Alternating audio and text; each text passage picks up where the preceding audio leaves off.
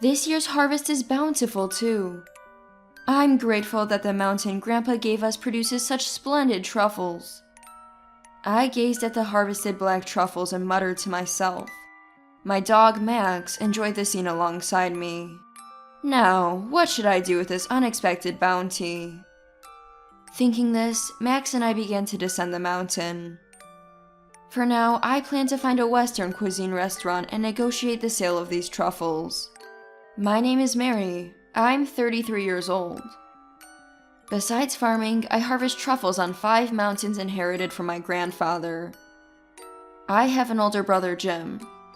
We lost our parents when I was 25. As we grieved, our beloved grandfather passed away the following year.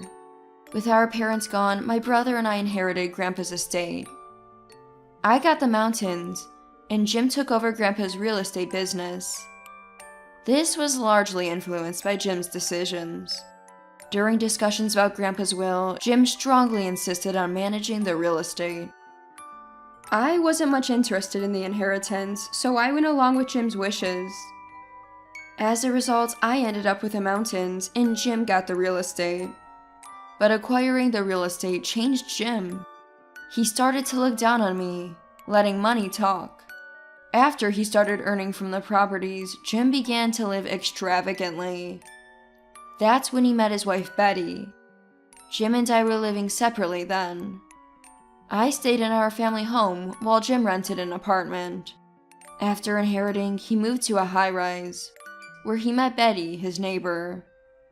They often visited me, belittling me before leaving. They even started taking my vegetables without asking. Hey, still dressing like an old-timer for farming, huh? Jim, sharply dressed in a suit, arrived while I was preparing the field for the next sowing. Betty was with him, as usual. You're so different from Jim. Are you two really siblings? She followed with a condescending remark. What brings you two here today? Just checking if you're still alive and kicking. I don't need your concern. If you have no business, please leave.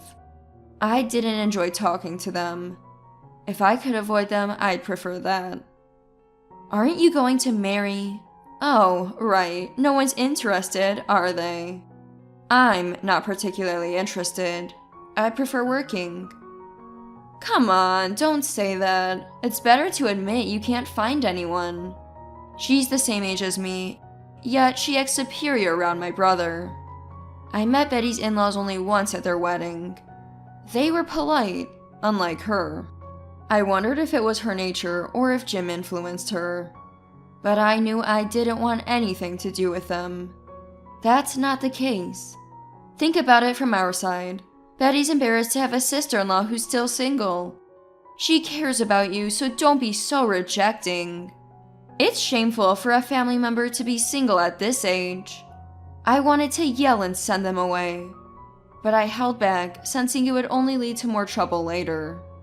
Don't meddle in other people's lives. I recall my brother saying that at his wedding.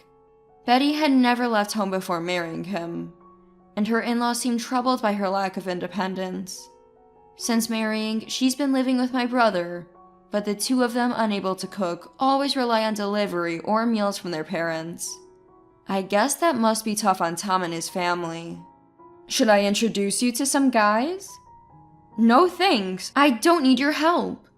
I snapped back at my brother, now brimming with confidence since inheriting the estate. I thought they would leave after that, but instead they said, "Fine, but make us something to eat." No way! I refused, of course. But then Betty spoke up. My parents are traveling, so there's no food at home. Mary, please, we're family. Can't you help us out? I was shocked by their audacity, only using others when it suited them. But it didn't end there. Fine, here, my brother said, pulling out his wallet and handing me a $100 bill. Make us a meal with this. I'm buying your cooking. Your mountains are a waste anyway, right? This money is from my real estate. Be grateful. With that, they headed toward my house. A few seconds later, I followed, cleaning up my tools and shaking off the dirt, Max in tow. I wasn't motivated by the money. I just didn't want them running amok in my house. As we entered, Betty commented, "Jim's place is so different. This is small and smells like dirt." Hey, don't say that. Mary, hurry up and make something. Do they even realize they're intruding? Probably not, which is why they act this way. Wanting them to leave soon, I started preparing the meal as requested. While I cooked, they played with Max. Finishing their meal, they started browsing on their mobile phones. "Mary, you're poor, right?" "Excuse me?" "Well, farming doesn't make much, right? And you only inherited useless mountains." It seems my brother had told her everything. "I'm not poor. I have savings and those mountains have I stopped myself. If I revealed they produced truffles, they'd probably want a piece of that too. Caught off guard, I heard, "What about the mountains?" Didn't catch that. I quickly said, "Those mountains are precious gifts from Grandpa." Their disdain was clear as they sighed.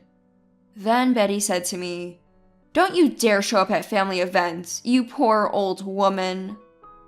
I was stunned, speechless. Slowly regaining my composure, I retorted, "Old woman? I'm the same age as you." She continued, "You don't look it. Straw hat, towel around your neck, muddy clothes. You're just an old woman working in the fields." "Betty, that's enough." My brother chided her, though he didn't seem too bothered. As I stood there, somewhat dazed, my brother continued, "Actually, Betty's brother is getting married. There are other events too, so we'd rather not have someone as poor as you involved." Sorry, Betty, didn't express it well. His apology was no consolation. Just another way to look down on me. Why do I have to endure this? I was more saddened than angered by their attitude. Is it because I own this mountain that I have to hear such unfairness? My brother started treating me like a lesser being after the inheritance. Would we have remained normal siblings if we hadn't inherited Grandpa's estate? That thought crossed my mind. "So that's it. Is that okay with you, Mary?" And she, Betty, nonchalantly came to hurt me. Her thoughtless words must have wounded others too, but I stopped thinking about it. Arguing here was pointless. "Then, let's cut ties," I told them both. Initially shocked, they finally said, "Well, if you say so." "It's better for peace. No interference. That's best for both of us," they responded. Then they left my house, not realizing this incident would soon backfire on them. After they left, I started shipping the truffles I had stored. Several buyers were interested, and the price was satisfactory. Maybe I can make a living just from truffles. Honestly, when I first inherited the mountains, it was a hassle. But one day while walking, Max suddenly ran off and kept barking at one spot. Curious, I checked it out and found truffles. Since then, my mountains turned out to be an excellent environment for truffles. Maybe I should share some with my relatives? I began packaging some truffles separately as gifts for them, aside from those destined for restaurants. A week later, things took a dramatic turn. The home phone rang, and then my mobile phone. I decided to answer the home phone first. It was Tom. "Thank you for the truffles, Mary. It's amazing they come from the mountains you inherited. Those two seem to be in trouble, but it's good to see you living well." Tom thanked me and updated me on recent events, which were quite surprising. "I see. Thank you for letting me know." I politely thanked him and hung up. Checking my mobile phone, there were 5 missed calls from my brother. He didn't answer when I called back. Then, 5 minutes later, as Max began barking, a pale-faced Jim and Betty entered. "What's this all about?" Startled, I asked, but Jim blurted out without hesitation, "Please, help us." Having just spoken with Tom, I had an idea of what happened. "You found a flaw in your property, and fixing it is costly. All the tenants left, right?" "How did you know?" My brother had inherited the management of 3 apartments from our grandfather, but they were all bought when Grandpa was 60 years old. Naturally, they were quite old. 2 apartments had an occupancy rate of only 50%, but the 3rd, being near the station, was fully occupied. However, a significant crack was found in the walls of that apartment. Consequently, due to this damage and general wear and tear, the tenants left en masse. This meant a significant loss of income for my brother. I heard it all from Tom, and that Betty has gotten into debt. I said, surprising her. You wanted a bag while shopping, didn't have the money, and impulsively borrowed from a loan shark, right? $6,000, wasn't it? And just then, the apartment issue came up, right? Her previous arrogance gone, she just nodded quietly. Don't you have savings, brother? You don't need to ask me for help. I had intended to cut ties with them. I didn't want to get involved, nor did I want any further dealings with them. Yet they had the audacity to break that vow. But now that they were here, I was at a loss. Well, I haven't told you, but I quit my job a while ago, after the real estate started bringing in money. I thought my savings were enough. Brother, I can't believe it. You worked at one of New York's top companies, right? I was astonished. He had been working in sales at a major electronics manufacturer with a decent salary.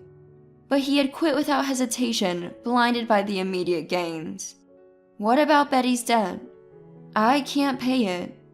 Then sell the bag you bought. When I suggested this, her face fell even more. It was stolen. I left it on a park bench for a moment. I couldn't help but laugh. Immediately, my brother scolded me. How can you laugh? Betty is suffering. Well, it's just one misfortune after another. And weren't we supposed to have cut ties? That's temporarily void. What a self-serving argument. I was appalled by their audacity. Please, lend us some money. No. I firmly rejected her plea. Then ask your in-laws for help. Before I could finish, my brother interrupted. Tom and his family are furious about this. They won't help us. So, you thought I would help you after we cut ties? Isn't that a bit too convenient?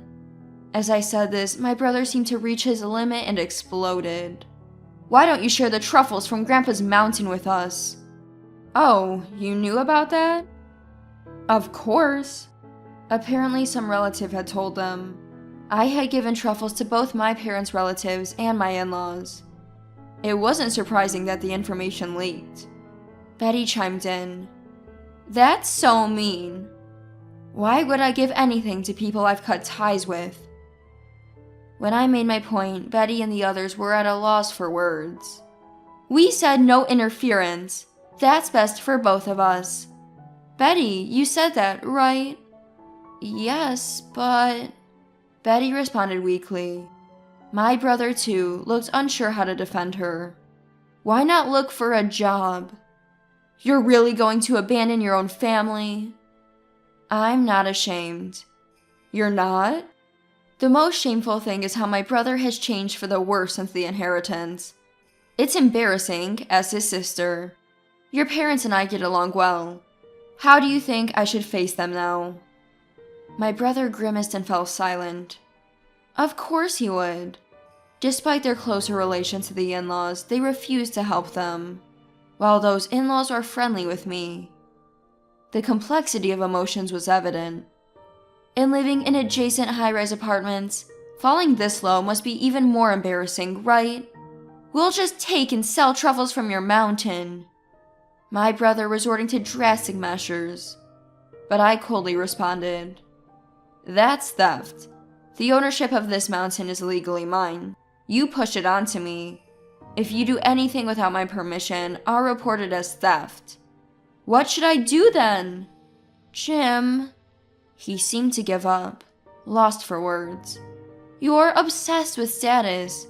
Why not live within your means? You have a background in a major company. Then my brother said weakly, I'm going to leave Betty. What are you talking about all of a sudden? Well, it's obvious. Your debt is ruining our future. I'd rather be with my sister than you. What? He seemed desperate, even saying something so extreme. I was shocked. Is this what marriage is? You once bragged about it to me. If it leads to an end like yours, I'd hate it. What did you say? That's terrible. If you're going to leave so easily, you shouldn't have married. And don't use me as an excuse to run away. Be responsible for your words. I want nothing to do with you in the future. They had no response. The sudden marital dispute quieted down. Why did I? If only I knew about the truffles, I'd have chosen the mountain, not those old apartments. My brother lamented, collapsing. Seeing him, Betty began to cry, helpless. They left my house in a pitiable state. However, bad luck continues for an interesting amount of time. My brother, who valued status, drove a luxury sports car. But on the way back, he crashed into a wall on a sharp curve, shaken. Though he survived, the car was totaled. And he had forgotten to update his insurance, so he lost the car. Their lives turned dark.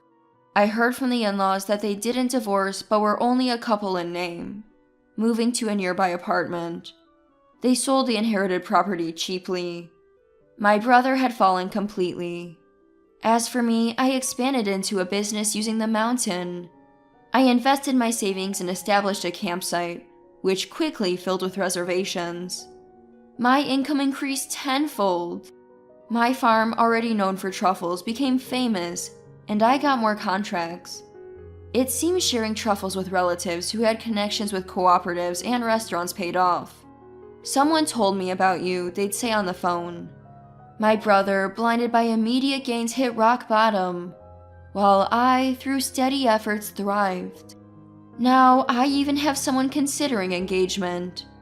I plan to live my life at my own pace, steadily moving forward.